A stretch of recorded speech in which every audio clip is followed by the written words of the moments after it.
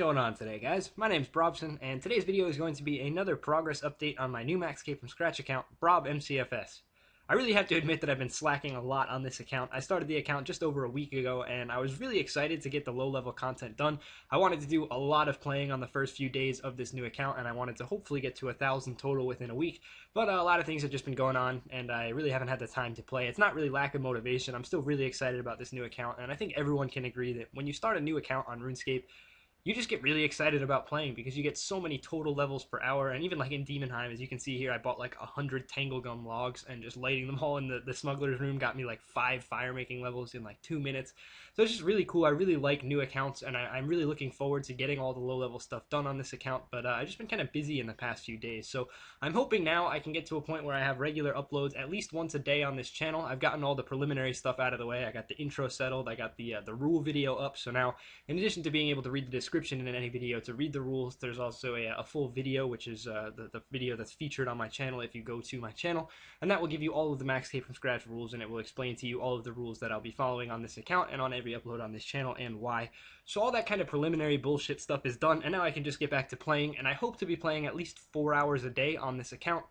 Obviously, I do still have my main account, which is correspondent with my main RuneScape or YouTube channel now, and I also have my other Max K from Scratch account, which I also intend to continue making content on. So, all in all, I have a lot of different accounts to play on, a lot of different things to do, and I have 2 current YouTube channels that I'm trying to get daily uploads on. But as I just mentioned, I hope to play at least 4 hours a day on this account starting now, and hopefully, I will be able to give you at least 1, maybe 2 updates per day. It'll probably be a lot of update videos in the early game because, again, I'm getting so many levels per hour and so many levels a day that I can actually do multiple videos per day updating you. But, yeah, as I left off in last video, I think I was level 33 Dungeoneering, so I picked up right from there with the clips in this episode, and I'm pretty much just continuing on doing what I was doing. You know, skilling through Demonheim is a really fun way to go. It's a really easy way to go because you don't need to worry about upgrading your tools or weapons or armor or anything like that. Everything can be done right inside of Demonheim. And I'm at a point now where I think all of my stats are pretty well rounded. I got up to 40 Dungeoneering, and on the way to 40 Dungeoneering, I also managed to get like level 20 everything else. I think my combat level is right around 40 now, but I'm training everything. Everything is done controlled, so I have like 20 attack, 20 defense, and 20 strength, which gives me, I think, 42 combat, so that's pretty cool, and everything's kind of well-rounded. The one thing I want to do is I need to start getting outside of Demonheim a little bit. I think I'm going to go maybe to 50 Dungeoneering inside of Demonheim, and then after that I'm going to start trying to train on the surface world as well, because though it is very good to get well-rounded stats, I now have over 30 fire making. I think I have 22 woodcutting, so I'll probably be level 30 woodcutting by the time I get out of Demonheim as well. I have well-rounded stats, and that's great for the early game content. It's good to be able to skip or bypass some of that stuff, especially with like smithing. You get to 15 smithing, and then you can go ahead and do a quest that will get you to 37. So it's great to be able to bypass those early levels and not have to mine copper and tin and all that stuff. But at the same time, it puts me in a position where now when I get out to the surface world, I have absolutely nothing. I have no resources, no tools, no armor, no weapons. So I have some level 30 stats. I have some pretty nice looking stats for a new account in the first week, but I don't have anything in my bank. I have no money, no resources, and no tools to get them. So what I'm going to have to do is start walking around outside and trying to collect some stuff. Obviously, I might do the Knight's Sword quest, as I just mentioned, to get myself like 37 smithing, and then I'll be able to make myself my own full set of steel. So that'll be pretty good. I'll have steel armor, which I think is the best current armor I can wear with my levels anyway. And I think there's a black scimitar spawn in the Ardoin castle, so I can get that to attack with, and then from there I can try to upgrade. As far as pickaxes and hatchets and other tools go, obviously I can't buy those from shops, so I'm going to have to find a way to get those. Smithing's probably not the best way to go about it. I know the Dwarven Army Axe is up to steel, so I'll have to start upgrading with Mithril, and I know there's a few different things that drop Mithril hatchets, and I don't really know what you can get a Mithril pickaxe from. I also know you can get an Adamant hatchet from Cracker, or P-Hat, one of the Death Plateau little trolls up there, like the troll generals on Death Plateau, so I have a general plan for how I'm going to go about upgrading my tools and my gear, but obviously I just haven't done any of it yet because I'm still in the very preliminary stages, and I've been in Demonheim pretty much the entire time. As you'll see in the second half of this video, I did actually manage to get outside of Demonheim and do a little bit of surface world training, but all I did was divination, so I think I got to level 35 divination for this video. I'm close to 40 now, but the clips in this video are going to stop at level 35, and in that time I also managed to get to level 5 Hunter. And the Hunter is actually kind of strange because the levels go faster as you get higher from the Chronicles and Hunter. It would make more sense for it to get slower because there's more XP between levels, but The fact that you get 10 XP more per chronicle each time makes it kind of speed up, even though it's more XP between levels.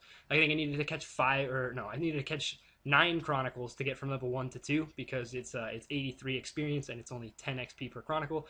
And then for level 3 from level 2, it's only another like 90 XP, but you're getting 20 XP per chronicle, so it only took me like 5 instead of 8. And then the next level from 2 to 3 took me like 5 or 4, and then 3, and then now it was like 2 from level 4 to 5. So it's kind of crazy how it takes less and less chronicles as your level gets higher in Hunter, and obviously it takes more and more memories to be created and converted into XP to get your divination level up. So that was just something interesting that I noticed.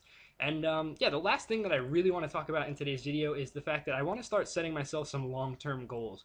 I'd like to keep it at one long-term goal at a time, but I've noticed that it's very, very easy to stay motivated for things when you have one long-term goal. I'm not going to go strictly for just the long-term goal because then it would get very boring for you guys to watch because every video would just be me making progress towards that goal, and it would get very boring for me to play through. And especially since I'm still in the low game, I want to do a lot of skilling events. I might do a live stream later today, just a general live stream. I'll do like my Citadel capping, and I'll do something else as well. It should just be I want to interact with as much different content as I can at low levels, but at the same time, you eventually get to a point where you're bored and you want to have one goal to work for, just something where when you get bored of general skilling or when you train a bunch of different skills and you just want to have one goal to go for, it helps to have one long-term goal that you can really aspire to go for and to get to. So I want to set myself one long-term goal, and there are a few different ones that I was thinking of, so I figured I'd kind of just give you guys the overview of that in this video, and you can decide on which ones you think sound like good ideas, bad ideas, or if you have any additional ideas that I didn't mention in this video, feel free to give me those suggestions as well. The first one is 99 Divination, because I think the untrimmed Divination skill cape would be really, really cool. I think it's got to be one of the rarest skill capes in the game to be untrimmed, because it is the newest skill, and most players who play RuneScape already have a skill cape. So it'd be cool to get the untrimmed Divination cape, but again, I wouldn't just be camping 99 Divination like 100% of the time that I'm on the account. I would be doing various other skills and interacting with all of the content that I can, and whenever I get bored or just want to work towards a goal or have something to do that I can consistently work towards on a daily basis, I'll do some Divination, an hour here, an hour there, and just always do divination between other things so that I can eventually work towards the goal of 99. I would use the Dragon Keepsake key on the untrimmed Divination skill cape so that like 4 years from now when there are 28 or 29 skills in the game and I finally get the max cape or the completionist cape, I'll be able to still wear my untrimmed Divination cape by using the cosmetic override from my Dragon Keepsake key. I think that's a cool idea. I did the keepsake with the thieving skill cape on my other MCFS account, so that'd be pretty cool to do. Another thing I'm thinking about doing is getting 90 rune crafting for ports, because player on ports armor is immensely useful. It's not something that I would definitely be using right away because it's 85 defense requirement, plus I would only be using it in really high level PVM situations because I want to save the charges on it. Obviously, it costs money to repair, and I need to save as much money as I can for construction, for plank making, and also for buying shards for summoning. So I'd only be using it way, way, way down the line in the future. But for my first MCFS account, it took me like 6 months to get enough lacquer and enough resources to go ahead and make myself the full Death Lotus armor, so I know it takes a while, and I'm assuming 6 months from now I'll probably be at a point combat-wise where I'll be ready to start using some of that stuff. So I was thinking maybe 90 rune crafting just to unlock ports, start getting some general missions, and 90 rune crafting is also the requirement to make the Sea Singer armor. So I definitely want to unlock ports soon. That's another possible long-term goal, is to just do something like that. And the final one I was thinking of is just continuing on with Dungeoneering in my spare time, because there's a lot of useful rewards from Dungeoneering. Chaotix, obviously, when I get to 80 attack, will be immensely useful. Those are the weapons that most people use because they can't afford Drygors, like all the way to level 99 stats. So that would be useful to just be able to unlock one of those. If I were to go to like 90 or 95 Dungeoneering, I'd be able to unlock multiple Chaotix. There's also the Bone Crusher, which is a useful reward, the Herbicide, which helps you save some herbs. And then in addition to that, there's also a few other rewards like the Charming Imp, which collects charms for you, and that's a pretty useful one as well. So Dungeoneering is one of my favorite skills, probably my favorite skill of all the skills in the game currently, so it would be fun for me to continue on with Dungeoneering as well. And I don't know, there's just all kinds of different things I could go. Those were the main 3 that I was thinking of for long-term goals. And again, just to reiterate, I wouldn't be doing these things full-time or going straight for 99 Dungeoneering or 99 Divination or 90 runecrafting. It would just be that thing that I could do, because I'm sure you guys have points in time when you're just doing whatever you feel like doing, but it gets to a point where you're bored and you're just bank standing looking for something to do. And that's great. That's a great time to have goals set for yourself, because when you're in those long-term goal situations, anytime you get bored or anytime you're looking for something to do, you can just pop over to your long-term goal location and start making progress. Even if it's only 1 or 2% of the way there per day, you'll get there eventually, and it's amidst doing other things, so you don't get totally burnt out of no-lifing for that goal, but at the same time, you make valuable progress every day while you're online. I'm going to wrap this video up here, guys. This is really all the progress I have for you today. I'm going to finish off with the clip of me getting 35 divination. And aside from that, remember to leave your feedback below. Let me know which of the long-term goals you'd like to see me go for. And also, if you have any additional long-term goals that you would prefer to see me go for over the ones I mentioned in this video, feel free to leave those below in the comments as well. Looking forward to your feedback, guys. I hope you have a great day, and I'll see you tomorrow with a new video.